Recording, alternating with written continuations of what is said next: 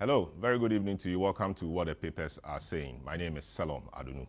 On What the Papers Are Saying, which is a midweek news and current affairs analysis program, we bring you analysis on the stories behind the headlines. Newspapers or news houses churn out news stories every time, but we make it a point to break those stories down for you and provide you insights as far as those questions are concerned. This week we have three key issues we want to be looking at. First is the allegations of vote buying in the Ayawaso East constituency primary of the NDC. Did you follow that? Did you have views on that? What do you make of the responses or the reactions to that particular elections? And also the NDC's committee's report and subsequent comment or decision by the party to allow the contest or the decision or the results to stand as they did. Also, we look at the cocoa crisis, what has been known or become known as the cocoa crisis. Can reforms turn the tide? Cocoa board is in some deep trouble, owes farmers a lot of money. Government is rolled out some measures. Do you think or are you hopeful that these measures will salvage the cocoa sector and then bring it up to where it was before and even better? On the final story, we'll look at the arrest of the former NEIP boss. We ask whether it's a whistleblower that is targeted or it's just a matter of accountability. I'll take a short break. I'll return, bring you the headlines, and then we'll hit the discussion. This is What the Papers Are Saying. We'll be right back.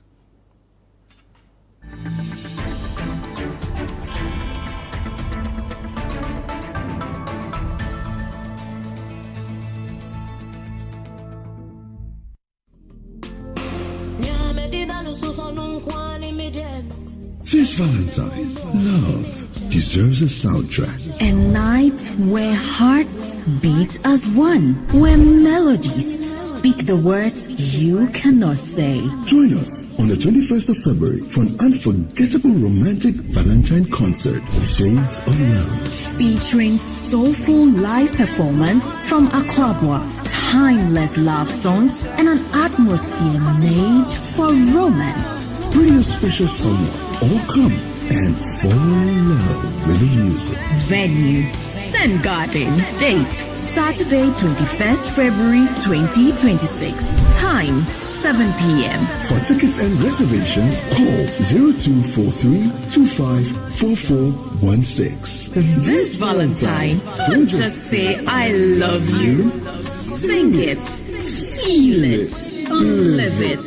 Media partners for Shades of Love concert. Channel 1 TV, 97.3 City FM, 3 Music TV, and Foresight TV.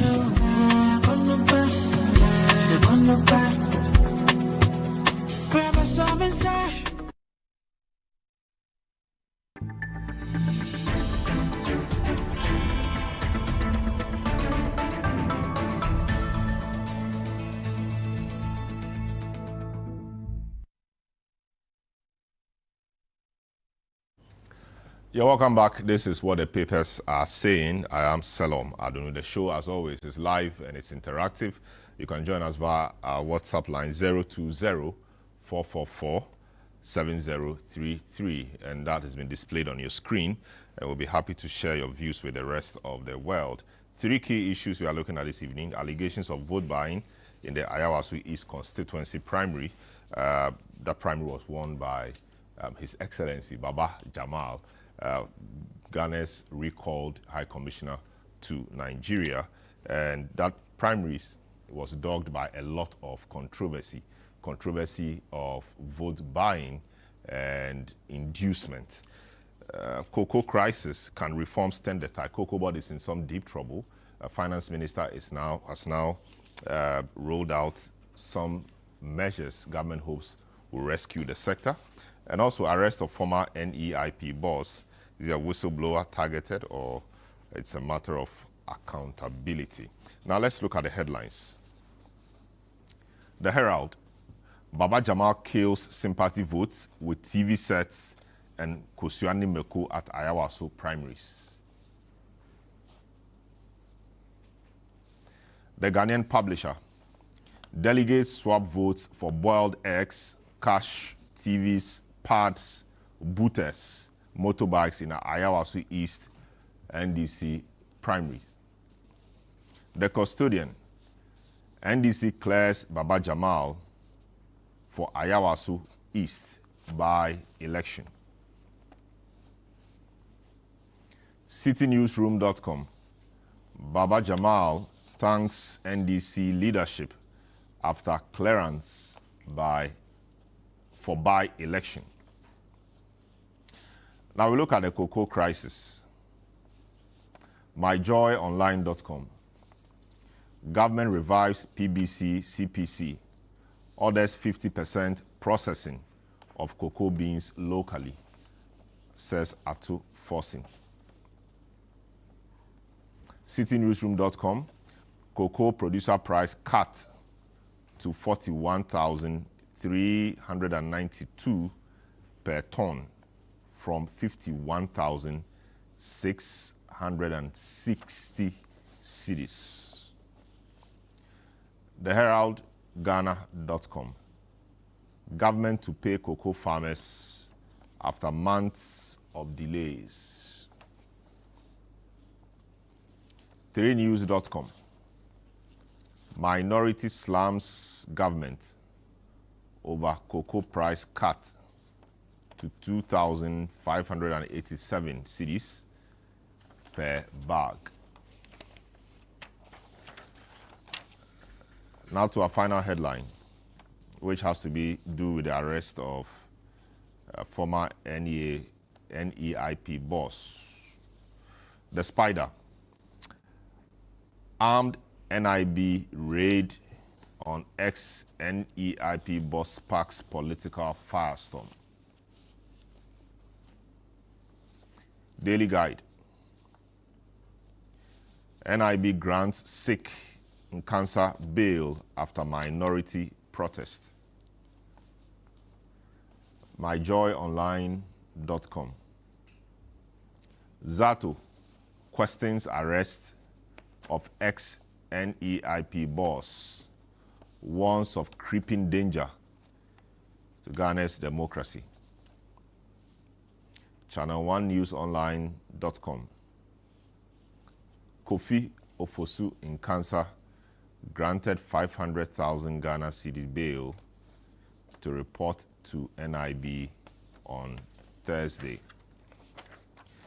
So these are the headlines. These are the matters that will be engaging our attention for the next 1 hour or so. I'll take a short break. I'll return, introduce my guests, then we'll delve into the discussions. Don't go away.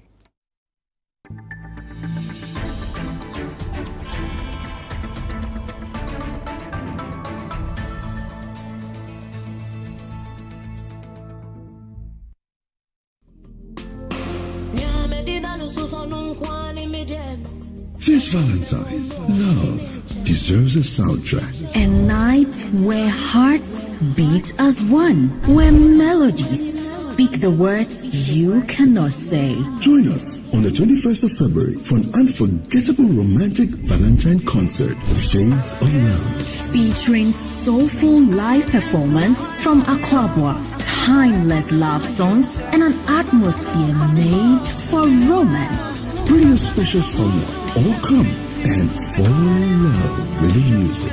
Venue, Sen Garden. Date, Saturday, 21st February 2026. Time, 7 p.m. For tickets and reservations, call 0243-254416. This Valentine, don't just say I love you.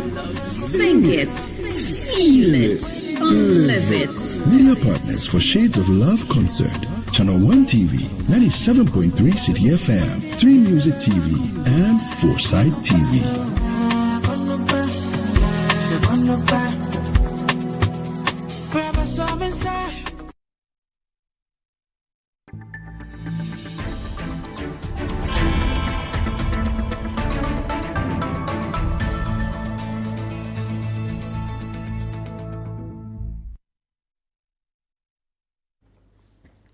You're welcome back. This is what the papers are saying.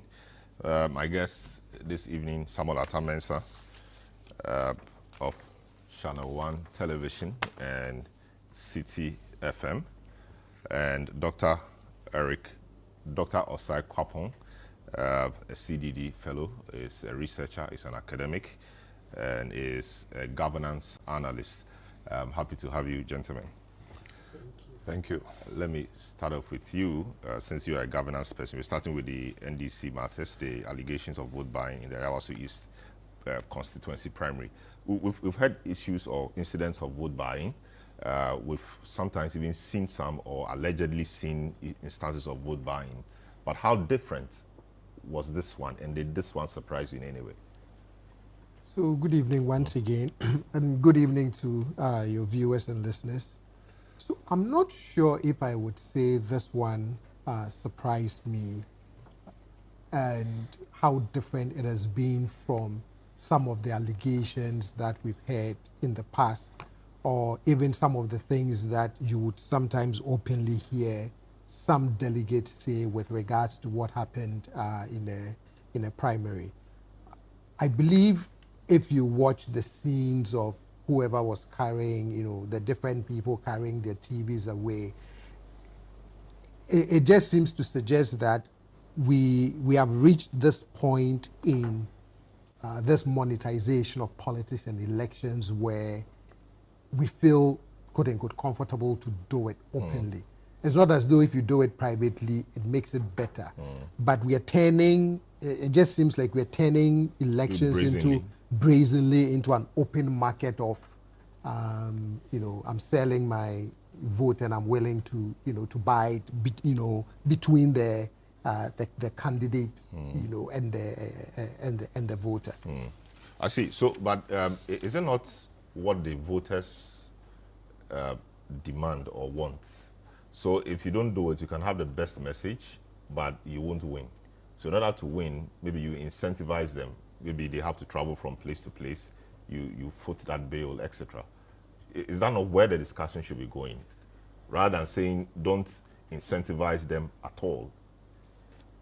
So if, for example, the issue is one of transportation and how you get delegates to the voting centers to cast their vote in a primary election, then instead of letting that be a responsibility on the candidates, because what if one candidate can do it but another candidate cannot?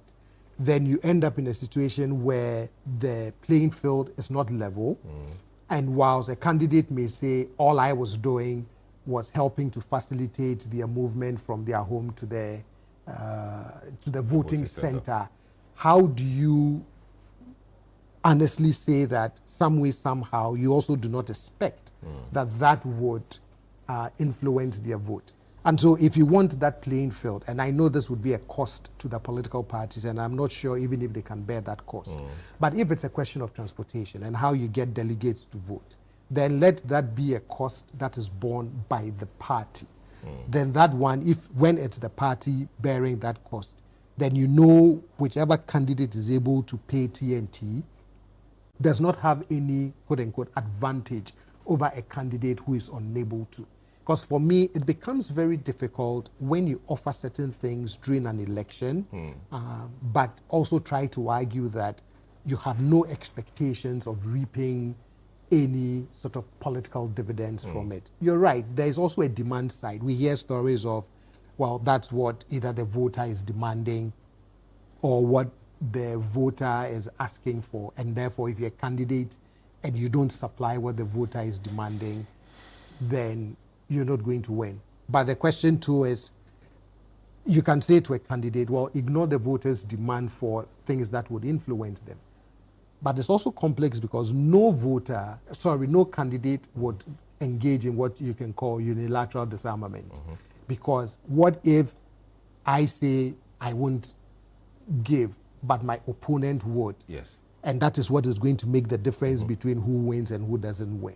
So we often hear that we don't have to make the elections be about who has the deepest pocket, etc. But shouldn't the election or leadership or the one who wants to lead the people also be about who is able to raise the resources? Because you want to lead the people. It's leading the people sometimes is a matter of resources.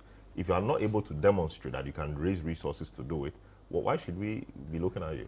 And I don't think the problem with those who highlight the money aspect of our politics is a failure to recognize that there is a role that money plays in elections. I mean, if you're a candidate, you're definitely going to incur certain campaign expenditures. And I mean, you and I know that, if a candidate is going to be able to move from one part of a constituency to another, transportation costs, if they are going to hire campaign staff, all of those things cost money. So that is acceptable.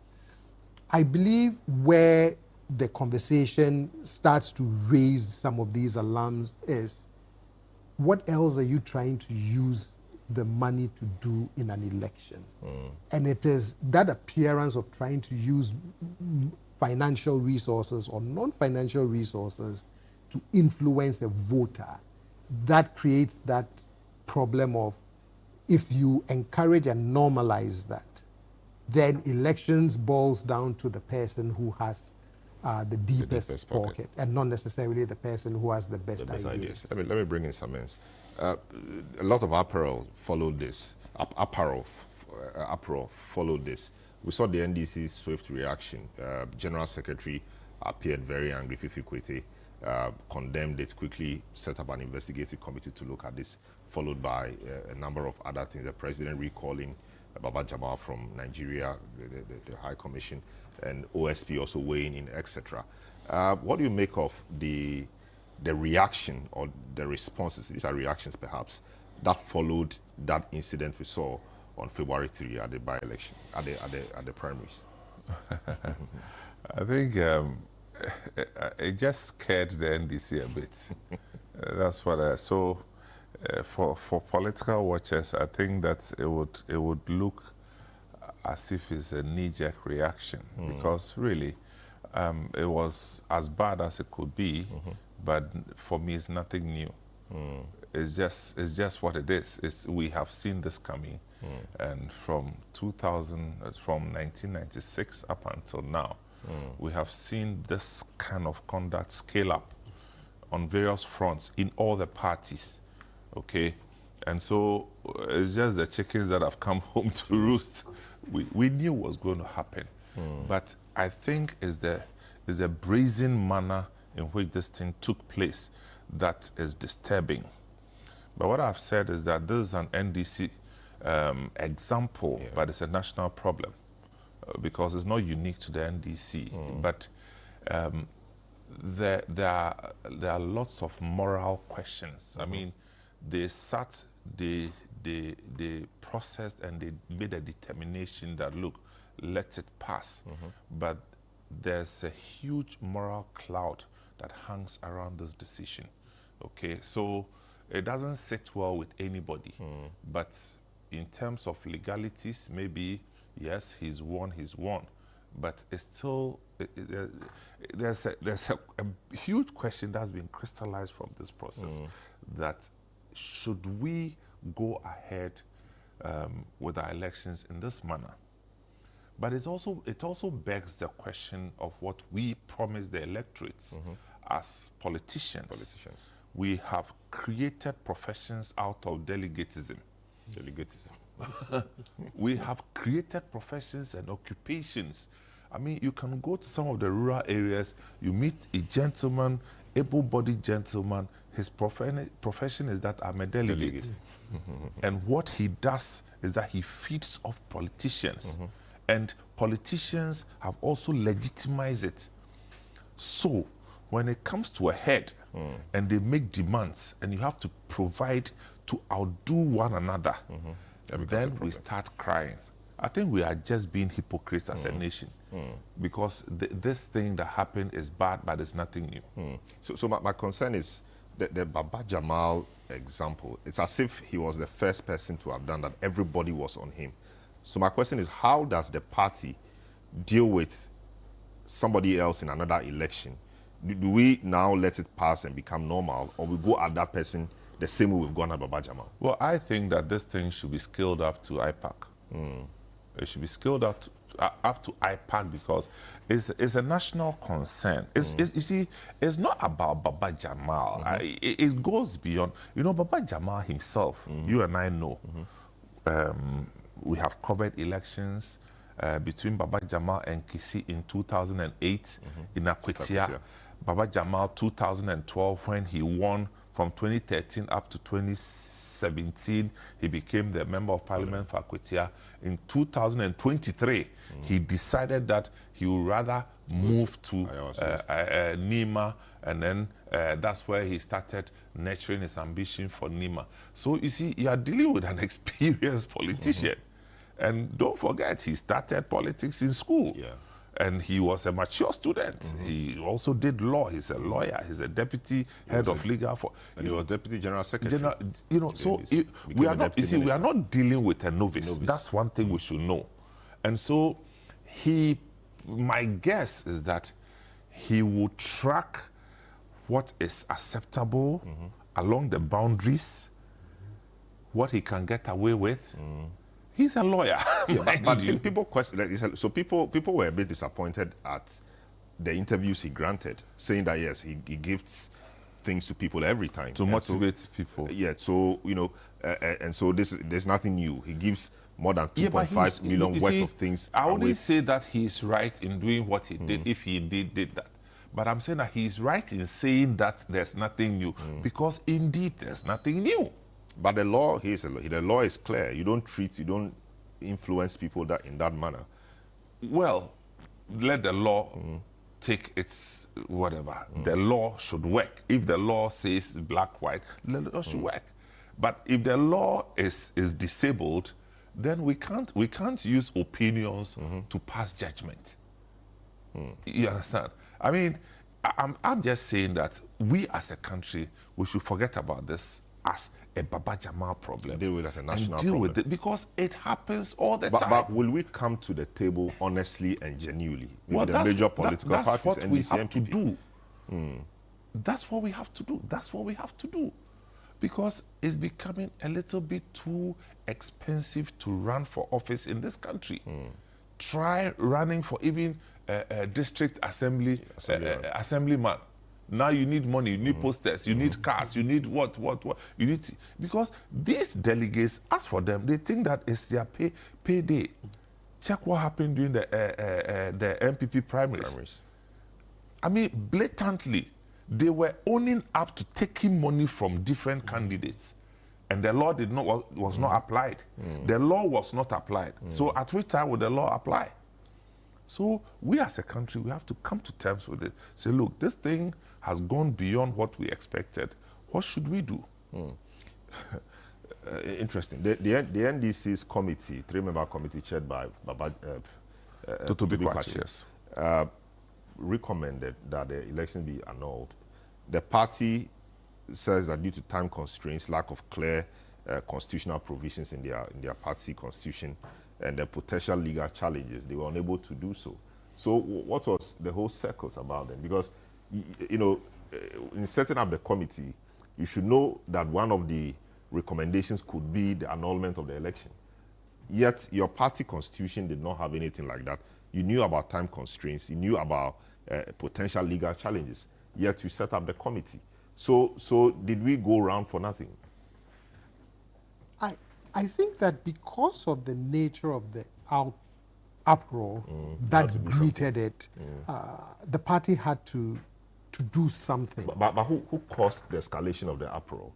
Because the General Secretary spoke very early. Yes. And I'm sure once he spoke early, a lot of people rode on that. Exactly. If perhaps nobody had spoken, would have just talked about it as the other ones, and then maybe then treated as, well, it's delegates, season time, etc., etc. But I think once those comments were made, huge voices came, especially, and the president took action, then it sent that really strong signal that this is unacceptable, the party must act. Set up a committee, look into it, make some recommendations to the party.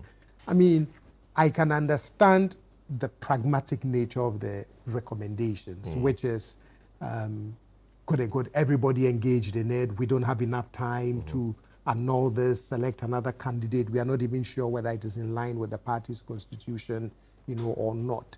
But, as I've regularly said, and I've even said it on some of your shows before, there's always that tension between the legal test and the appearance test. How it looks, for me, sometimes should be just as important as, it meeting certain, legal requirements. But I just hope that, as Semester said, beyond Baba Jamal, because it's just what happened in Ayawaso is a symptom of a broader issue, a broader challenge. So hopefully the issue would move beyond just the specific of what happened that day to a broader conversation about how do we deal with this issue in our body politic. This is what the papers are saying. We are on Channel One Television and we are on YouTube as well. You can join the discussion via our WhatsApp line 0204447033, and we'll be happy to share your views with the rest of the world. Yeah, but back to you.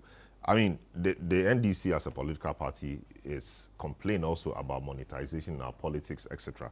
Is it not strange or curious that their constitution has no serious way of dealing with this?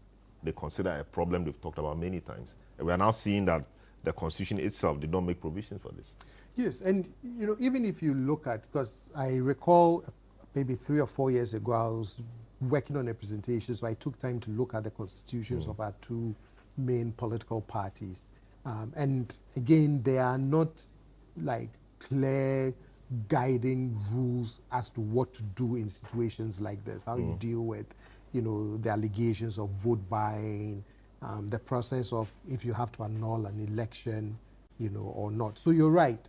Whilst it's a conversation that the parties themselves once in a while, hear those of us in civil society, media, etc., bring it up, perhaps they've not felt, the need to really say, okay, we've reached a point where perhaps let's go back to, our constitution or other party rules to say we need to try, and address this.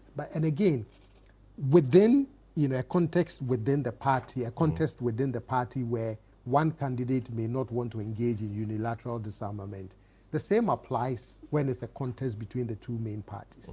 This is one of those things where one party would not want to sort of put in all of these stringent rules that may harm it in an electoral contest, even if it's the right thing to do, when its main competitor doesn't do the same thing. So it's one of those things, as Samir said, bring it to IPAC, see if the political parties themselves can build some consensus around how we deal with this issue. So the response or the comment from the majority side, people think it was too heavy-handed, given that this is a colleague of yours formerly in the House and all of that, and all of a sudden the majority saying the election should be annulled and all of that. People think that being members of parliament themselves, they felt threatened by the so-called monetization, and so they needed to send a strong signal. Do you share that view? Yeah, of course, exactly what. So they felt threatened that going to primaries, people will bring money to influence people and they will lose their primaries. It's a truth that we never admit, but it's just what it is.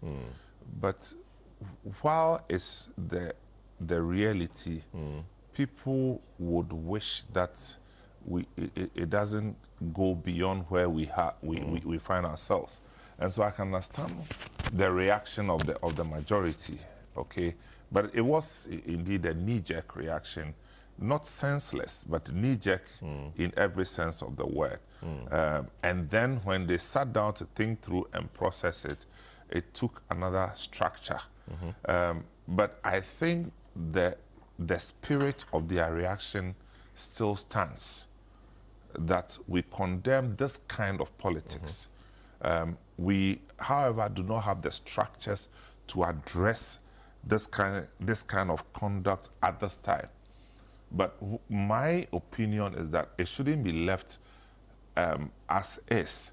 We should find a way of dealing with it nationally as a country, so that if there are laws, there are regulations, there are do's and don'ts, how to do, how not to do it, it will serve as a healthy process for everybody that's involved in politics. So these majority MPs, Baba Jamal maybe wins, goes to parliament, is going to join them. How do they receive him? How do they deal with him? Well, he's their friend. It's politics. It's politics. I don't think Baba Jamal has a problem with that. No. I mean, he wants to be in parliament, you know, and it's not at the behest of somebody who's already in parliament. He wants to be in parliament, and it looks like he's 90% there, because the MPP is not going to win this kind of election. You don't think this could affect the NDC's chances in any way in the area? Where? In Nima. I mean, Oh, neutrals. please, go and sleep. Nothing Really? will happen. Oh, they'll win. I see. They'll win. They'll win. They'll win. They'll win. They'll win. Well, You know, you see, once you have primaries, and especially heated primaries, it actually energizes the the party base, yeah. base against, if you like, the dormant part within that space. how about concerns of disunity or division arising or coming out of the primaries? Yeah, but Occasioned by what's the the primaries. reality? We don't know that for a fact. We don't know that for a fact. I Very mean, there's a feeling that some people feel they haven't been treated well. But that's what political parties do. They will come together. Once they have a common enemy, it's a good passage. I mean, the final one from you. High Commissioner, very prestigious position, leaving that to become MP. I mean, people think it's a lowering of the standard. Others also think that he's thinking about his own political survival beyond 8 years. What's your take? But Beyond 4 years. What's High Commissioner in politics? You are a diplomat. You are a High no. Commissioner What's High Commissioner within the political space? What was that? to Nigeria. No, what's that? You are appointed by somebody who so could long decide. as the person likes you. You don't work with the foreign service. So you are not a trained diplomat. You are appointed if the person likes you or if the party chooses. But as for parliamentarian, You go there, for you, 4 you years. know are that certain. whether the president likes you, whether the president changes, so long as you want to remain in politics, is the way to go. So I don't think there's a problem with that. It's Baba Jamal, of course. He's been in the game and he's made a choice. And truth is that he's created an opportunity for others who want to be high commissioners. They should go and take the thing and enjoy life. This is what the papers are saying. We just heard from Samens, you heard from Dr. Kwapon earlier. We take a short break, we'll return and look at the cocoa board and the matters arising. Don't go away.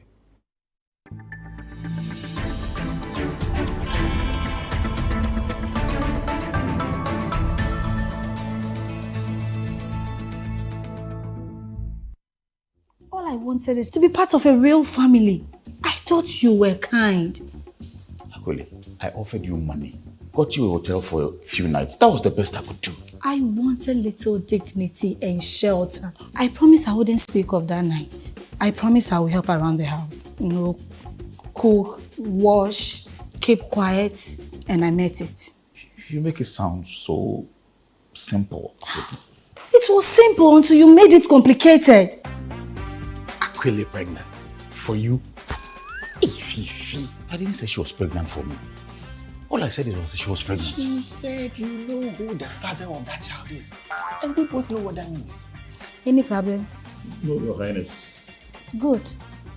Then continue your royal duty with gratitude. Permission to resign. Denied. The Blank Saints, coming soon on Channel 1 TV. The vibe is too much.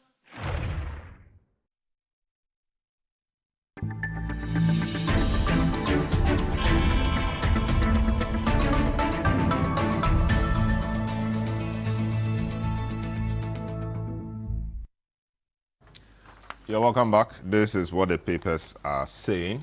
We move to the next matter now. Cocoa farmers are unhappy with government for the delay in the payment of what is due them, really. Many have threatened to sell their farms to galamseyers over the delayed payments. Now, let me bring you some voice clips on the happenings. Cocoa farmers in parts of the Ashanti region have threatened to sell their farms to illegal miners after persistent delays by the government in paying for cocoa being sold since November 2025. The affected farmers said the delays have worsened their living conditions, creating hardships for them and their families. Sold my cocoa on 28th November 2025. Up to this time, I haven't got my money. I have children in school, their school fees. I have wife. So many problems in my home. I can't do anything. In fact, it's so pathetic. Lord ding. Kwan ya ban ne de akua for fa so ne de me meka ho me kokoo kua ni hwe ba ba si am gina ho master me kokoo be ma ginum na watwe busumi mienu ni wan si di kula me nyan sisi am to me ba yare o nani e wo se nyambo akira me de ne kokomfa no chekoye surgery sika wai me nam na me sresre nipa no so kura ha kua for nko ane wa ha kwan ho na wo kwa kwaji sika ne bie unya bi me gina ha se me yakunani me kuna ka baby aja me ne me nkwala me kura nkwala ba ko nson me na nanom ka ho okwa ye busumi du no kakra bi na ye no na enya ho sika afiri busumi du ba ko abapem na ya gina ha no yansan ka wansiri kura efiri busumi du mienu no a o tue kakra ma ye no enu akire o man tumi antwe kokko akodi wo ebi de be ye ba ke nson ebi de du bebre ene amete wo no me ma so ko school we na ye de boa kwara no school kakraka ebisi na yanya bi dia wo bato kra de nam kra bato abi no nya bi ama asetenam de. Well, so government has unveiled sweeping reforms aimed at stabilizing the cocoa industry, ensuring fair prices for farmers and promoting long-term sustainability. Finance Minister Dr. Kesiel Atuforsin announced the measures detailing pricing, financial processing infrastructure and governance changes designed to strengthen the sector. The farmer, the PPRC has recommended that the farmer be paid 90% of the achieved gross FOB of $4,200 per ton to mitigate the adverse impact on the farmer as a result of the fall in the world market price. As a result of that, the PPRC thereby announces that effective today, Thursday, 12 February 2026, the new producer price for the remainder of the 2025-2026 crop season will now be 41,392 Ghana cedis per ton and 2,587 Ghana cedis per bag. This measure has become necessary to reflect the reality of the world market price of cocoa, ensure the injection of immediate liquidity for expedited payment of farmers, and guarantee the sustainability of our cocoa sector. To bring relief to unpaid cocoa farmers, Cabinet has accordingly directed the Ghana Cocoa Board to commence immediate payment of all affected cocoa farmers. All of this has come about because of the reset that Cocoa Board did. And that is why, respectfully, we ask the President to relieve the Cocoa Board CEO of his responsibilities at this point in time. Number two, we are asking the government that in previous times when cocoa prices fell and the government absorbed the shock and protected the cocoa farmer, the NDC government should absorb the cost of what they have done and protect the cocoa farmer and restore at least the 3,625 that they promised. This 2,800 or so that they are promising is totally unacceptable. Already we are receiving messages from cocoa farmers who say that if this is what is going to happen, they are going to demonstrate in a number of these. And if they do, we in this caucus, we will join them on the streets to do this demonstration. All right, so you heard the finance minister earlier outlining some measures, and then also Kojo Oponkroma of the minority stating the minority position on this. They want Cocoa Board CEO Randy Abbey relieved of his position and government absorbing the difference. Government is reducing the producer price, and they want government to pay them what they've been paying them normally before this announcement. Let me start off with you, Samuel. The cocoa sector has been struggling, Galamsey, etc., and governance issues. How did we get here? That's a huge question, man. How did we get here? Is a multi-million-dollar question. Not that I know how we got here, but we found ourselves here one day.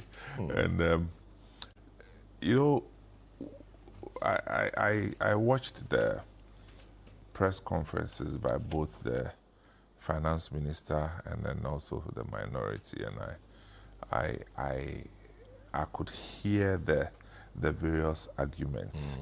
In my mind, I was saying that, look, this is a good opportunity for us as a country to come together, both minority, majority, to make a definite, put down a definite structure to govern this cocoa space.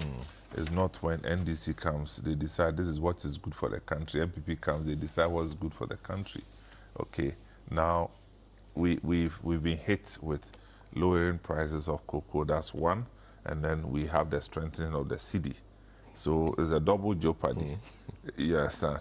And somebody has to take a decision, and the logical decision is to reduce the prices. There are political implications of reducing the producer prices, but it's what they have to do, and I think they've done that, and they have to live with the implications. It could, if they manage the post reduction well, is a win for the country. If they don't manage it well, it's a big problem. I mean, it's not an easy option, okay? But I think that I'm of the view that they have to reduce it, and they have reduced it. So I don't know what the farmers really have said after the reduction, but do you have the sense that there was some stakeholder engagement among the farmer groups before this came, or they would just be hit by it as government decision? And that's it? I know that there were meetings. Okay.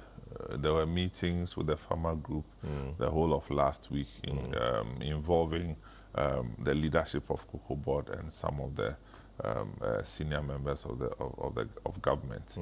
There were meetings where they met, you know, a good number of the farmer groups within the cocoa sector.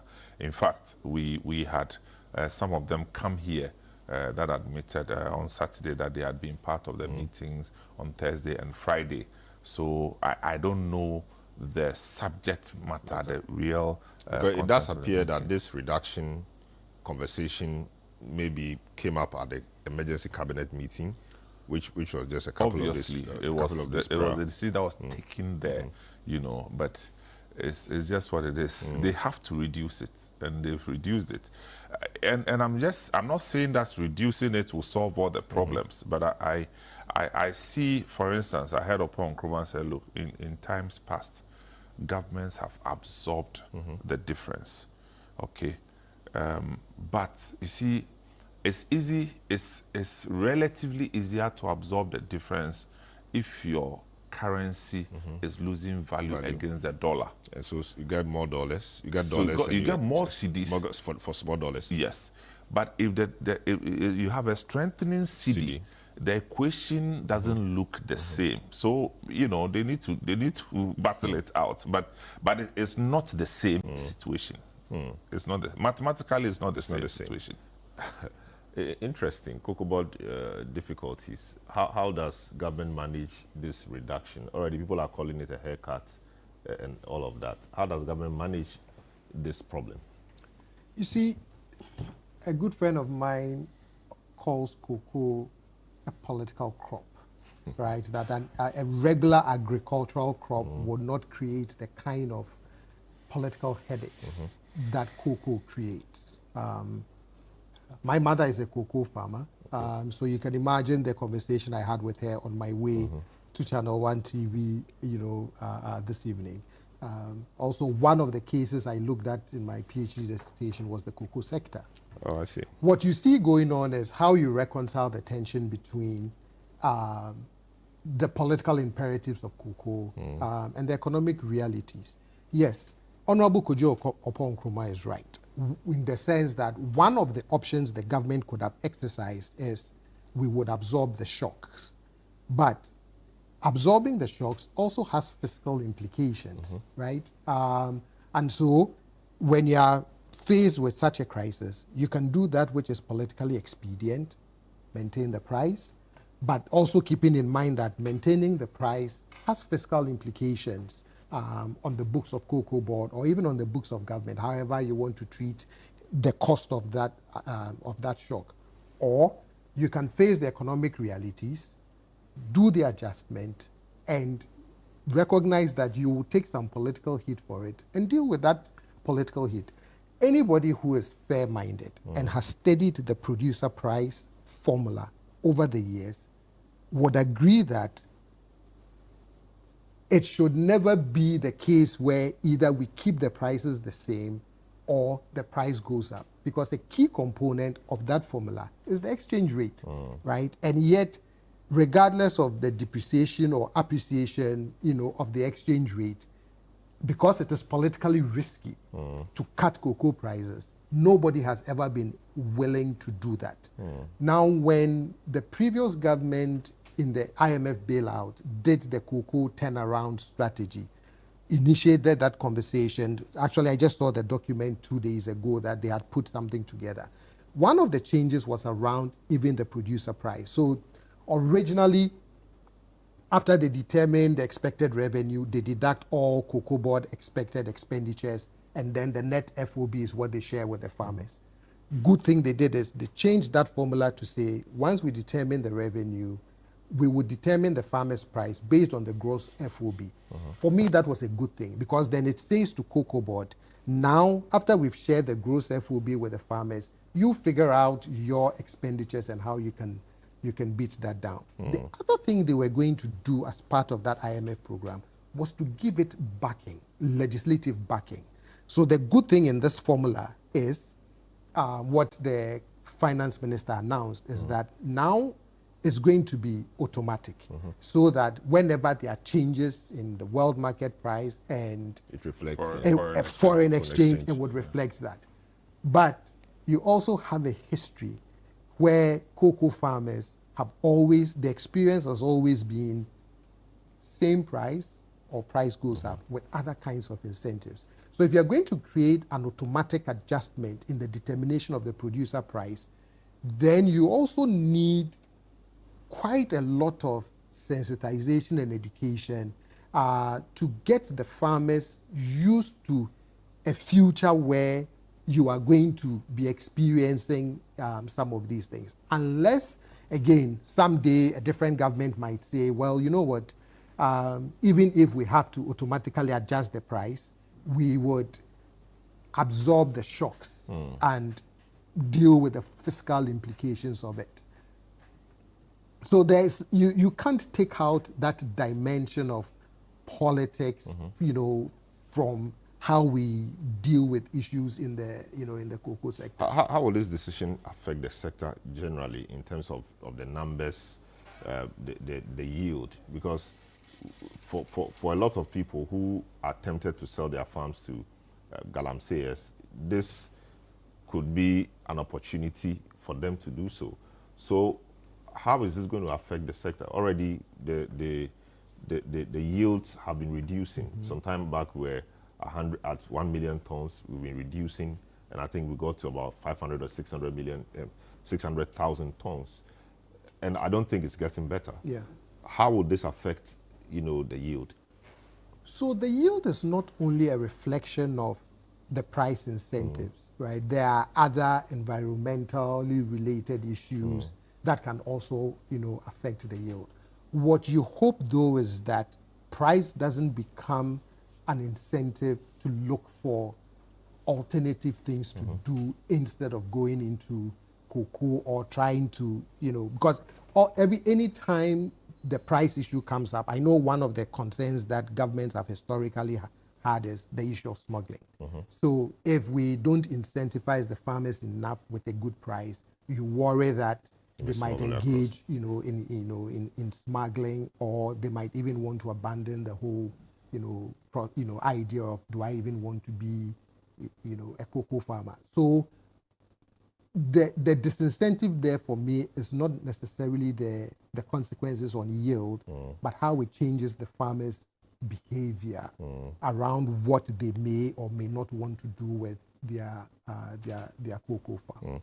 It's often been said that a lot of our cocoa farmers are aging, and my concern is this reduction if it's not dealt with properly, so that in the future they can do better, it may disincentivize other young people we want to attract or push into the sector. I mean, what's your thinking around that? We need more younger people to get into the sector, aging cocoa farmers, and now the price is reducing. I don't know how long this is going to be, but what's generally the well, that's that? a huge question that we need another program to deal with. You know, because we have a peculiar challenge in Ghana in terms of the way we see cocoa farming. We see our mode of farming within the cocoa sector is more legacy farming, you know, families own huge acres of land, portions of land, as opposed to the Ivorian type of large tracts of commercial farming. Okay, so people see cocoa farming, let me use the word, genetically as a security for the family. And then the outcomes or the benefits are every cycle of 1 year or twice a year, you get something out of it. We still haven't moved to that level of scaling up commercial farming, and that's a big problem. And so, yes, those who own cocoa farms by themselves haven't seen it as a destination occupation where I have been to school and the next level is let me go and do cocoa farming. They normally do the farming and something else. You understand? So as a country, we need to find a way of upgrading this whole playing field of cocoa farming. You understand? Because if you go to the regions, you have 3-4 acres, 5, 10 acres. Whereas in Cote d'Ivoire, people have 100 acres, like that. And Brazil is coming after us. You understand? But to talk about the price, producer price decrease, you see, the farmers, they talk among themselves. And mind you, they know how much cocoa sells in the neighboring countries. Okay, so at all times, they do that comparison. So I'm just saying that this is the best opportunity to reduce the price, so long as it doesn't go below what Cote d'Ivoire is offering, and bite the bullet. Because thing is, even with the price where we are coming from, cocoa farmers have not been paid. So you have not been paid versus lowering the price so that you get paid. They will go for it, knowing that even with the lowered price, they are still better off than Cote d'Ivoire. You understand? But I hear them that we are going to do value addition, and I say, hey, let's hasten slowly, because this value addition thing is a very complex thing. First of all, we don't even have the industries to absorb our cocoa for value addition. We don't have. And I heard them say that a cocoa processing company, we are going to revamp it.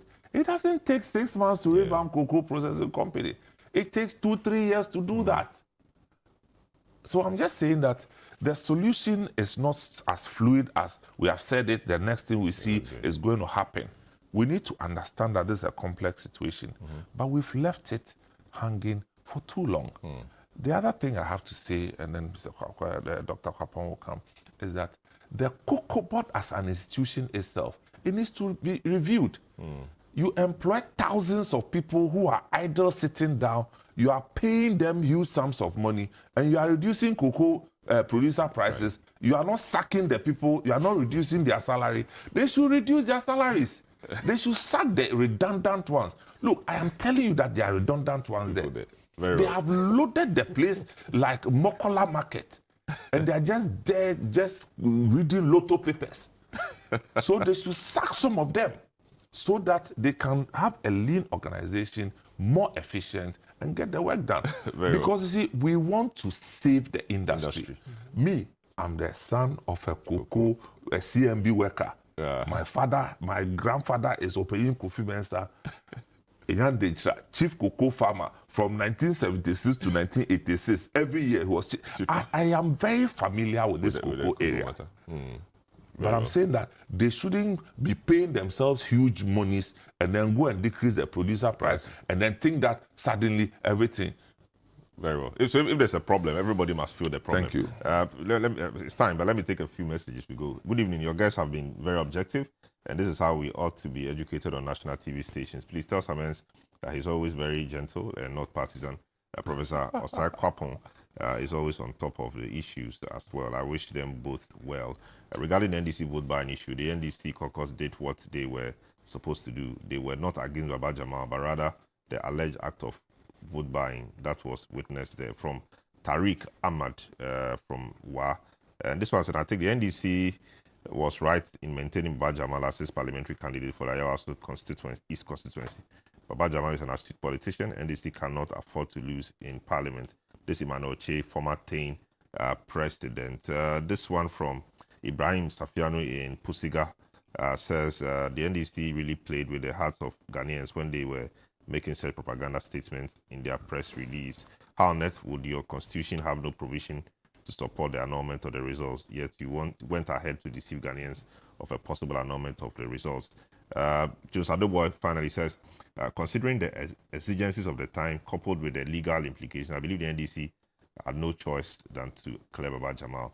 Well, so that's a few of your comments or messages that have come through. This ends today's edition of the program. Thanks to Samens and then Professor Osai Kwapon for coming through. My name is Telom Adonu. Catch you same time next week. Have a good evening.